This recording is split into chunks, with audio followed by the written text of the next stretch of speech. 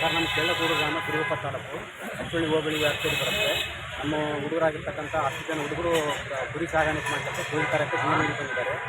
ತೆಗೆದುಕೊಂಡು ಹೋಗಬೇಕಾದ್ರೆ ಕನ್ನಡ ಕ್ರಾಸ್ ಹತ್ರ ಮುಖಾಮುಖಿ ಕುಸ್ತಿ ಟಾಟಾ ಎಸಿ ಮತ್ತು ಇನ್ನೊಂದು ಟಾಟಾ ಎಸಿ 2 ಮುಖಾಮುಖಿ ಕುಸ್ತಿಯಾಗಿ 5 ಜನ ಸ್ಥಳದಲ್ಲೇ ಸಾವಿರಾಗಿದ್ದಾರೆ. ಇನ್ನು 5 ಜನ ಖಾಸಗಿ ಚಿಕಿತ್ಸೆ ಪಡೆದಿದ್ದಾರೆ.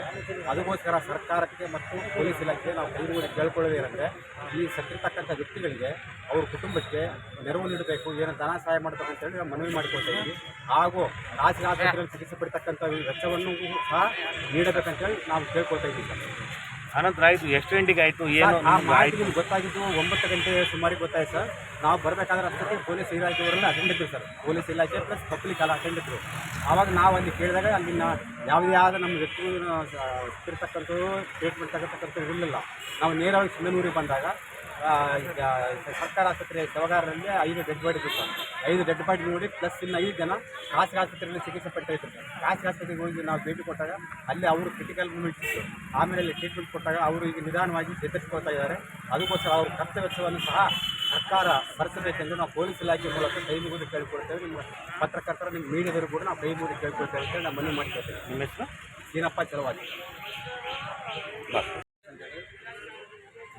ನನ್ನ ಹೆಸರು ಸತೀಶ್ ಅಂತೇಳಿ. ನಮ್ಮ ಊರು TS ಕುನ್ನೂರು. ನಮ್ಮ ಊರಿನವರು 10 ಜನ ಕುರಿ ವ್ಯಾಪಾರಕ್ಕೆ ಸಿಂಧನೂರಿಗೆ ಬರ್ತಾರೆ.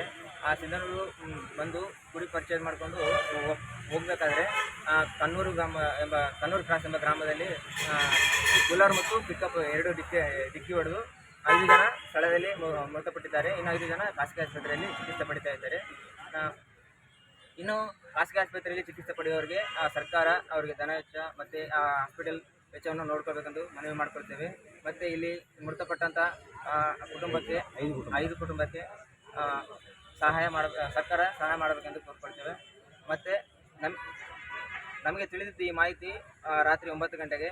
ಅದಕ್ಕೆ ಮುಂಚೆ ಪೊಲೀಸ್ ಇಲಾಖೆ ಮತ್ತು ಪಬ್ಲಿಕ್ ಎಲ್ಲ ಅಲ್ಲಿ ಅಟೆಂಡ್ ಆಗಿತ್ತು. ಮತ್ತು ಆ 5 ಜನ ಮೃತಪಟ್ಟವರನ್ನು ಗೌರ್ಮೆಂಟ್ ಹಾಸ್ಪಿಟ್ಲಲ್ಲಿ ಅಡ್ಮಿಟ್ ಮಾಡಿದರು. ಶವಗಾರ ಇಲಾಖೆಯಲ್ಲಿ ದಾಖಲಾಗಿದ್ದರು. ಆಗ ನಮಗೆ ಮಾಹಿತಿ ಬಂದ ಪ್ರಕಾರ ಜೋರಾಗಿ ನಮ್ಮ ಊರಿನ ವ್ಯಾಪಾರಸ್ಥರು ಬಂದಿದ್ದರು. ಬಂದ ಕ್ಷಣ ವಾಪಸ್ಸು ತೆರಳುವಾಗ ಆಕ್ಸಿಡೆಂಟು ಆಟೋ ಮತ್ತು ಬುಲೋರು ರಸ್ತೆಯಲ್ಲಿ ಹೋಗುವಾಗ ಆಕ್ಸಿಡೆಂಟ್ ಆಯಿತು. ಆದ ತಕ್ಷಣ ಸರ್ಕಾರಕ್ಕೆ